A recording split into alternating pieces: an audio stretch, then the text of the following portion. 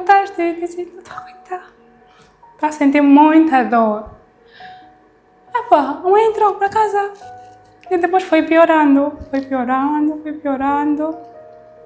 Os tios depois vieram de Luanda, de Namibe. E tínhamos que levar a mãe para o hospital. Levamos a mãe no hospital e disseram, a vossa mãe está muito mal. Ela vai ter que ficar conosco, porque ela precisamos de cuidados intensivos. E tínhamos que aceitar. A mãe ficar ali. E foi muito doloroso ver a mãe na cama, não conseguia andar sozinha. E ele era alguém que confiava muito em mim, que quando estava em casa, só queria passar a noite comigo. Falava, fica aqui comigo, por favor. Mamãe, você dormir no meu quarto. Não, fica só aqui comigo. Eu não entendia. Se eu soubesse que eram os últimos dias, eu não ia negar. Não negaria. Mas é aquela birra de criança, né? Depois eu mostrava ver a mamãe doente, aqueles gemidos. Sim. Não me sentia bem. Então, eu disse, eu vou só ficar no meu quarto. Mas se realmente soubesse que eram os últimos dias da mãe, em casa, e depois iria para o hospital e não sairia de lá com vida, eu não aceitaria. Tinhas aproveitado cada momento, não é? Sim. Então a mãe ficou no hospital, os tios vieram e depois ficou a falta de sangue. Disseram que a mãe precisa de sangue e tem que procurar doador. Eu não podia, porque era menor de idade. A mana que me puxou não podia também, porque ela que estava nas correrias, porque o mano não está. Quando a outra mana ouviu que a mamãe está doente, deixou o esposo em Luanda, porque já havíamos deixado a nossa mana casada, uma delas. Teve que vir para Namibe, só que ela tinha o parto na cesariana, então não podia também doar sangue. Sim. E a mana Vânia, que também estava gestada, ainda não tinha ninguém que podia doar sangue. E os irmãos? O mano estava nas Forças Armadas. Os irmãos da sua mãe? Não eram compatíveis. Não eram compatíveis. Não eram. Parecia que tudo estava... O círculo se fechou. Sim, se fechou. E a única pessoa que poderia doar era essa que me puxou, mas por estar sempre nos hospitais, a correr, vai ali, então você não tem condições. A condição dela era frágil. Sim, você não podia doar sangue, porque você já está andando muito e fizeram algumas análises, então o médico detectou que ela não podia doar sangue. E os tios também não podiam. Então a mana procurou, apareceu um amigo, se disponibilizou em doar. Graças a Deus, ficamos mais aliviados. Mas não foi suficiente. Ficamos ali com a mãe, passamos aí a tarde e depois tivemos que voltar para casa. Não dá para dormir no hospital. Nem roubar ela também, senão não ia melhorar. A gente acreditou que ela sairia de lá com vida. Fomos para casa.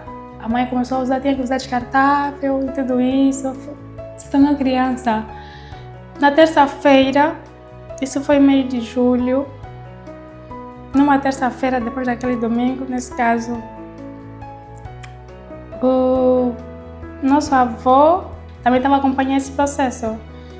E veio às 22 horas ou algo parecido. Ele chegou em casa, eu estava a dormir, depois passamos a dormir no quarto da mãe. Aquela saudade, vamos ficar no quarto da mamãe. E eu comecei a ouvir choros. Todos estão a chorar. Acordei e perguntei, mas também. Comecei a chorar. Mas eu perguntei, estão a chorar por quê? A mãe morreu. A mãe foi. Eu disse, não, isso não é verdade. A mãe não foi. O avô disse, a mamãe faleceu. Às X horas e tudo mais. E aquilo foi o sentimento. O mundo acabou. Acabou. Eu disse, não estou a viver isso. Lembrei que já não tinha pai. A mãe foi também. E eu passei a ter um rancor de Deus. Ganhei um ódio. Porque eu aprendi, né? Cresci ouvindo de que Deus é amor. Deus cura. Deus é tudo. Mas Deus, eu orei para minha mãe viver. Eu até comecei a ir na igreja. Comecei a pertencer aos grupos, chorei e tudo mais. Nós íamos com as manas. E a mãe morreu. E daí sabe que a mãe é importante para nós, nós não trabalhamos, não estamos crescidos.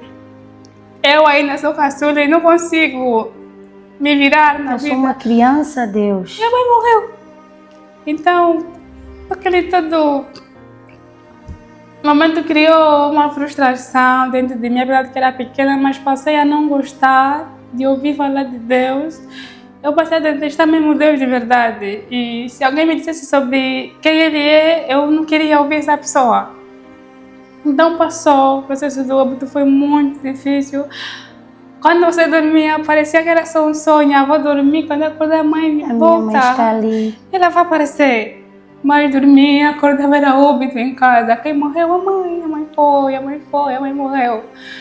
E ficamos assim, foi muito difícil acreditar, mas não tínhamos como ressuscitar, porque não somos Deus, né? Então, quando o óbito passou, eu ficava assim no portal, ver se a mãe veio. E a mãe não está a voltar. A mãe foi mesmo de verdade, foi mesmo. E ali vocês estavam entrando na quarta etapa da vossa vida. Sim. Como foi esta quarta etapa? Muito difícil. Muito difícil, não é? Sim. O mano no Lubango, a mana que vinha de Luanda tinha que voltar para o marido. E esse mano que se comportava mal estava mesmo em Luanda com a esposa.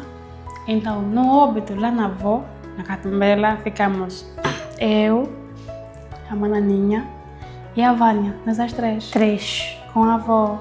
E lá também viviam meus tios, alguns. Outros voltaram para Luanda, mas outros que viviam já ali. Começou o sofrimento. Os mimos acabaram. As mesadas acabaram. O colo para nós chorar acabou. Tudo acabou.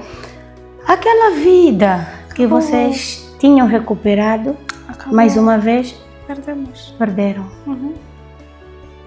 E eu sem entender o porquê de tudo isso, Deus. Por quê? Que mal nós fizemos a merecer tudo isto? E como foi que a Nalzete conseguiu dar a volta por cima? Tudo isso. Nós, depois de tanto sofrimento, tínhamos que sair dali. A nossa cunhada ouviu, aqui já tinha nos deixado no Namibe. Mas eu amávamos muito ela também vinha no óbito, acompanhou o processo. Mas disse, podem vir aqui, onde eu estou com a mãe. Vamos ficar aqui, quando a mãe vier, vamos alugar uma casa, vamos ficar conosco. Pareceu um alívio para nós. Era a única solução, os filhos não estão dando atenção para nós. E depois nesse processo, enquanto estávamos na avó, me fizeram descobrir que o pai a morir não é meu pai biológico. Numa reunião, eu criança, me colocam na reunião.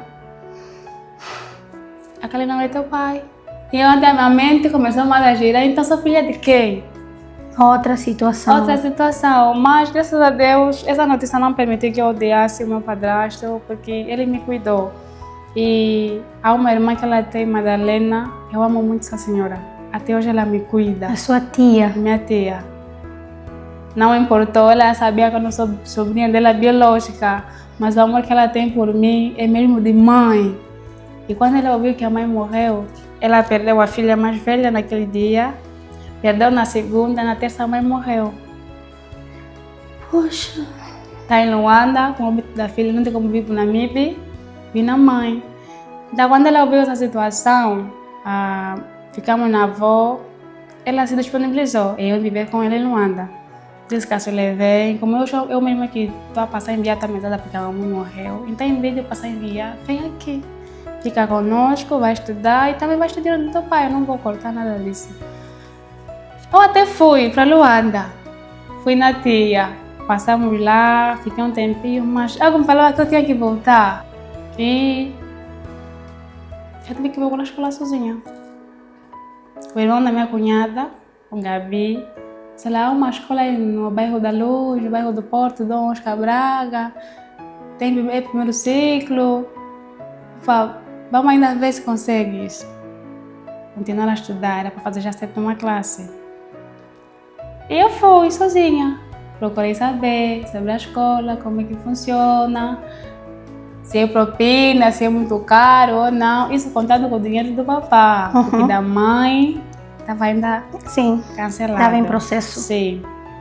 Consegui, graças a Deus, não tinha documento, mas mesmo Deus sabendo que eu não lhe gostava porque a mãe morreu, permitiu eu ter acesso à escola. Mesmo Deus sabendo que não gostavas dele. Sim. Mas ele tanto te ama, Sim. permitiu. Permitiu eu ser matriculada sem ter documento ainda, que provasse que eu fiz a 6ª classe. Eu entrei no Dom Oscar, comprei o uniforme com o dinheiro do papá. Consegui comprar o uniforme e os primeiros materiais. E onde a cunhada vivia até a escola é muito distante. Mas eu não tinha outra opção. Quase 5 quilômetros. Sim. Quem dá o transporte não está. Quem me dava aquela possibilidade, a mãe não está, não vou exigir na cunhada, que também está a lutar para estudar os filhos, está na mãe dela. Então eu estudava de manhã e nem calçados tinha. Não tinha calçados. Não tinha roupa, porque nós deixamos tudo lá No Namibe. Deixamos tudo, contando que voltaríamos, talvez. E tios vão mudar de ideia ou algo parecido. A Nausete passou por tudo isso. Passei. Conseguiu dar a volta por cima. Conseguimos. Quando foi a fase em que depois, ou quando é que começou a entrar no momento da sua vida em que tinhas que começar a lutar por si mesma?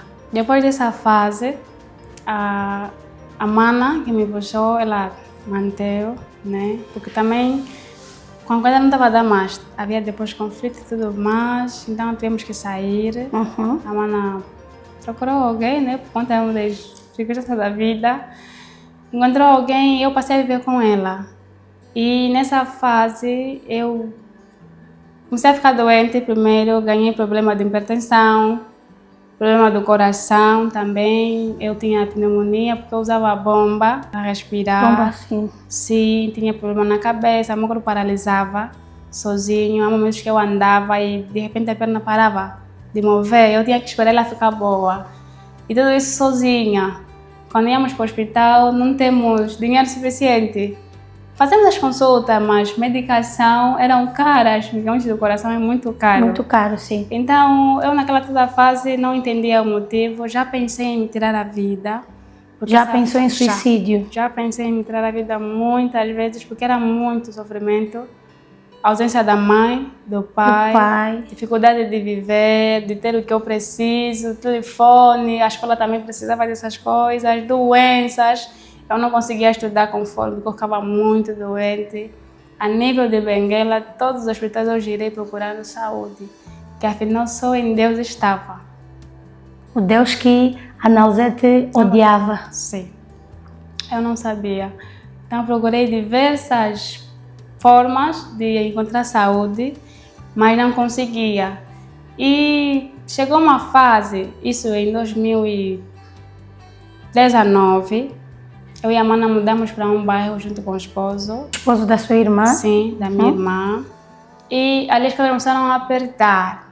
A mana só conseguia dinheiro porque ela vendia para casa.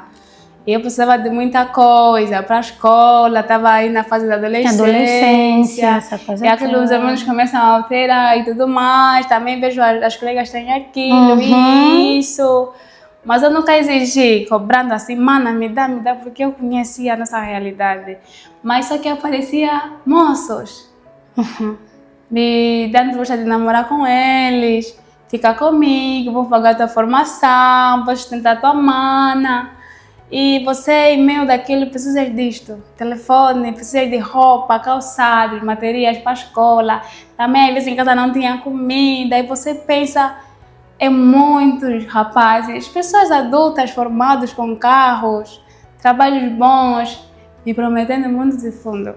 Mas algo lá no fundo me falava para não aceitar. Nós mulheres, por natureza, gostamos quando somos a centro da atenção. Sim. Em meio àquilo tudo, eu julgava, aceito, não aceito, ok. Preciso de comprimidos para cuidar do meu coração, porque sem ele não vou viver. Preciso de as roupa, tuas necessidades. Tudo isto. Sim. Mas algo no fundo me dizia sempre para não aceitar. E eu não entendia na altura que era o Espírito Santo, que era Deus, porque eu não entendia nada sobre Deus. E quando as pessoas vinham me falar sobre ele, eu não ouvia, eu não parava. Eu já pensei em prostituir, Já pensei em fazer vida para ajudar. Eu sou as bonita, manas. sou jovem, Sim, então sim. isso vai Tá render difícil, bem. não temos E tá dinheiro. difícil, sim. Então tudo parou para nós, mas graças a Deus nunca chegamos a esse ponto Amém. de nos prostituir, nunca. Passou a vir na cabeça, os professores me corrompiam na escola, para eu aprovar, tinha que namorar com eles, mas algo falava não. Foste muito assediada. Muito. Mas Muito. Deus sempre esteve ali. Sim. Então, em 2019, no final, eu tenho um primo, ele é cristão. Então, passou, né, na minha rua, eu estava no quintal, no portão, sentada a ouvir músicas. E ele disse para o líder dele, disse, pai espiritual, pai dele que me instruía, e acompanha até hoje. Disse, pai, quero também dar uma prima minha. Epa, é um pouquinho assim, é chata e tudo mais, porque eu nunca gostei de ter amigos, e nem amigas também, nunca gostei. Ela é mulata, ela tem um pouco de cor, mas o pastor não liga, o pai não liga, mas eu gosto de apresentar a ela e pronto, aquela tipo, tem demônio, tem que lhe tirar porque tem muita mania. Ele queria ver o meu bem, hoje eu entendo isso. Então, me chamou, aquilo foi de noite, me apresentou o moço, o líder, e ele deu a mão, disse João Massanga, e eu não dei a minha mão. João Massanga. O líder. Sim. João Massanga, ele deu a mão. Eu não História aceitei. linda. João Massanga. Sim. Vocês aí do outro lado depois vão perceber o porquê desta ênfase minha. João Massanga. Sim. Eu não aceitei a mão, só falei, não aceite. E fui embora, porque eu não queria me falar com ninguém. Fui, deixei ele com a mão, assim, posta para mim estendida, para me saudar, e eu fui embora. Ele já era famoso, Deus já lhe usava muito, ele tem ministério de profecia, e Deus cumpria tudo que falava por meio da boca dele. Então viajava muito em províncias para pregar o evangelho, e muita gente foi curada e transformada por meio da vida dele. E a Nausete ignorou essa pessoa. Eu ignorei. Passei, eu esqueci daquela fase, porque eu, quando não tivesse interessada em alguém, eu esquecia. Então, em 2020, nós tínhamos um irmão do pai, desse senhor Amorim, que nos cuidava muito. Era o único tio que havia sobrado como o pai que estava ali a dar o amor, a atenção. Caíamos, desmaiávamos, adoecíamos e levava para o hospital, porque ele trabalhou no Compão por 30 anos. Então, era o tio Carlos, a solução da família quando estávamos doentes. Adoeceu muito e morreu em janeiro. Então aquilo acabou a minha vida. Eu disse, eu não sei o que eu fiz para Deus. Aí o pai foi, a mãe foi. Que o Carlos agora também morre. O ódio piorou? Piorou. Aumentou? Aumentou. Eu disse, eu fiquei assim, depois daquilo comecei a fazer uma mistura de sentimentos, a lembrar do pai, a mãe, agora o tio foi. Era alguém muito chegado a nós, nos atendia muito. Ele foi e nós ficamos no óbito. Ficamos ali no óbito e o líder, João Massanga, por ser pai espiritual do meu primo, tinha que acompanhar. Acompanhar, exatamente. E ele viu a Nausete, mas não chegou até mim, perguntou no primo, essa não é aquela tua prima, assim, assim? Ele disse, sim, ela. Tudo bem. Deixou o óbito passar, foi difícil para nós, parecia que o mundo acabou, a única solução que tínhamos para superar foi de novo. Depois de um tempinho, ele começou a vir para casa, porque a minha mana, a Aninha, os tios disseram assim, como o tio foi agora, fiquem aqui vocês sobrinhos também com a tia, para fazer companhia nos vossos primos. Até pelo menos passar essa fase do óbito e tentar se recompor. Vocês têm que ficar aqui para dar aquele calor. Ficamos com a tia e os primos. Então, depois as minhas primas e a mana começaram a desmaiar, a manifestarem-se, ouvíamos vozes que não são delas, nós não entendíamos. Então, esse meu primo, como já entendia, então chamava o líder. E eu vi um dia, de madrugada, a mana passou mal, então o primo foi chamar a minha mãe, o líder João Massanga, para vir socorrer. A sua irmã? Sim. Ok. De madrugada. Quando ele chegou, a minha mãe não conseguia ficar de pé. Ao saudar, ela desmaiou novamente. E eu na porta a chorar. Mas o que eu fiz? Tipo, é muito problema, Deus. Agora a mãe sem a mana. E eu fiquei assim a chorar. E esse homem, esse grande homem, sem saber que era Nausete, porque estava escuro no quintal, não ligamos mais a lâmpada. Ok. Sem saber que era Nausete, está na porta a chorar, começou a declarar palavras de Deus para mim. Disse, moça, você passa por isso, aquilo. E era tudo que eu estava a viver. Me fez entender sobre quem é Deus, o que Ele faz, como Ele trabalha. E eu decidi receber Jesus. Aceitar. Mas fiz muitas questões. Compliquei muito Ele. Mas no final aceitei receber Jesus. E eu lhe expliquei todo o problema que eu tinha de saúde. Eu falei, eu sou assim. Assim disse, o Jesus que eu estou a falar, Ele é a solução de todos os teus problemas. Você vai ficar boa. Porque eu tinha sacos grandes de comprimido, receitas. Você dependia de medicação? Sim, fui dependente de comprimidos. Então, recebi Jesus em 2020. E o tempo foi passando, foi um pouquinho difícil, aquela experiência, ter que mudar a rotina. Nunca gostei de vestir assim, roupa curta, mas também não metia roupa decente assim totalmente, Exato. Né? Então era uma transformação. E o líder na altura acompanhou a família toda, porque estávamos no processo de luto. Foi nos pegando mais sobre a palavra, a tia também. E ele começou a falar para mim o que Deus programou para a minha vida. O que eu existo, o que Deus quer comigo, me explicou o porquê de muita coisa que eu passei. E quando eu comecei a entender a minha responsabilidade aqui na Terra, foi difícil. Eu disse, eu pequena, essa missão tão grande que Deus está a falar, primeiro que eu depois comecei a chamar já pai, né? Pai Jó. Okay. Era difícil, todos chamavam pai Jó na altura, mas eu falava, mas eu não era nem meu pai. Como eu vou chamar de pai? Mas depois fui entendendo a palavra de Deus.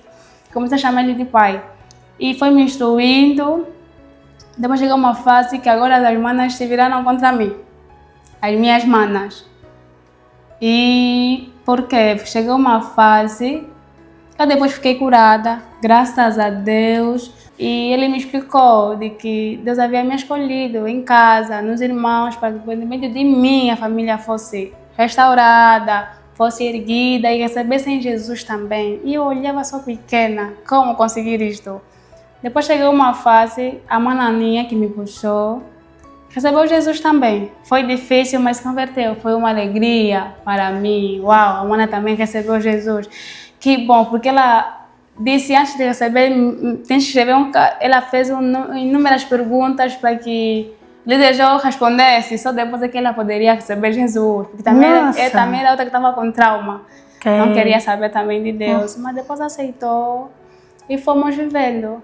Só que depois tínhamos que sair da casa da tia, procuramos um espaço, porque depois também a mana se separou do marido dela. Ok. Fomos viver as duas com a criança dela. E nessa fase, a mana que estava em Luanda estava com problema também no lar. Parece que era um círculo, que casavam, depois voltavam, tinham que sair de casa. Então ela ligou para nós, que eu estou a vir para Benguela. É a mana mais velha, assim nas meninas. Ok. Estou a vir. Então eu e a mana falamos lá, nós temos Jesus agora e conhecemos quem é a mana Soraya. Então a nossa missão vai ser trazer também ela para Cristo. Ficamos assim.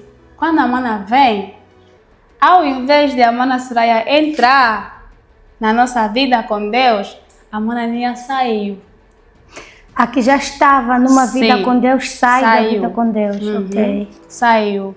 Então, a Aninha já conhecia quem é o líder João Massanga. Okay. E depois de um tempo, ele começou a gostar de mim e por saber que eu estava vivendo na tia, falou com a tia, explicou as suas intenções, o que ele queria comigo e tudo mais. Até que a mana concordou. E ela disse assim para o líder um dia, eu gostaria que a minha irmã tivesse um esposo, que nem o pai Jó. Okay. Mas é a mesma que um dia também me disse que casa com todos, menos com o líder Jó. Eu não entendia isso. Ficaste confusa. Mas eu via que ele tinha bom testemunho, eu via, era alguém que mostrava, não só mostrava, mas nós conseguíamos notar que realmente é o que ele fala. Ok. Sim. Então, você não vai ficar com essa pessoa, porque eu depois passei a gostar dele. E eu via que com ele, tem solução à minha vida. Te sentias bem, Me sentia feliz, bem. acolhida e Sim. tudo mais. Nada melhor que ter um homem ao teu lado que busca Exatamente. Deus, que acredita e teme a Deus. Deus. Sim. Porque nós podemos ter dinheiro, bens, mas se não tememos a Deus, não temos Deus em nossas vidas, não temos Não nada. temos nada. Se eu não aceitasse esse Deus na minha vida, eu não seria nada disso que eu sou. Hoje eu consigo aconselhar mulheres, ajudar muita gente a saírem desse caminho. Basta acreditar em Deus. Que o casamento que nós queremos, a formação que nós queremos, o dinheiro que precisamos, a estabilidade que precisamos, Deus tem. Tudo. Ele tem tudo. Então, só precisamos confiar nele como eu fiz. Não escolhi viver isso, mas hoje eu agradeço por tudo.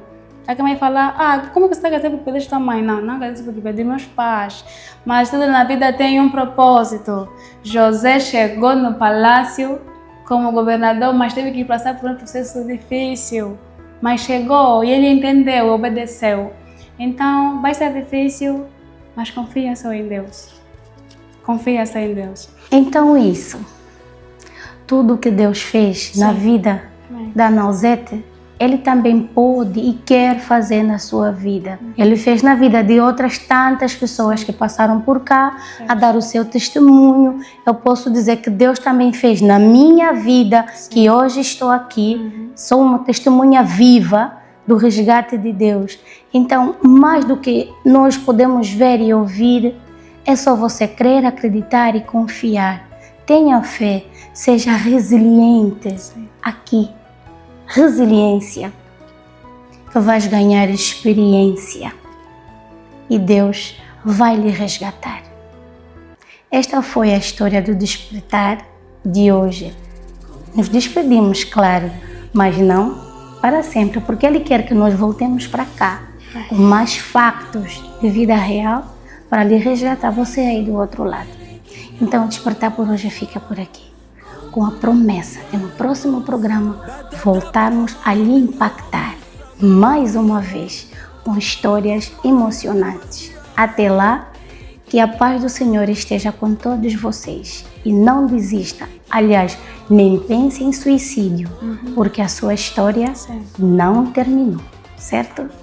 Até lá, a paz do Senhor. Paz. Abakombo nyonso awana se yemba kombo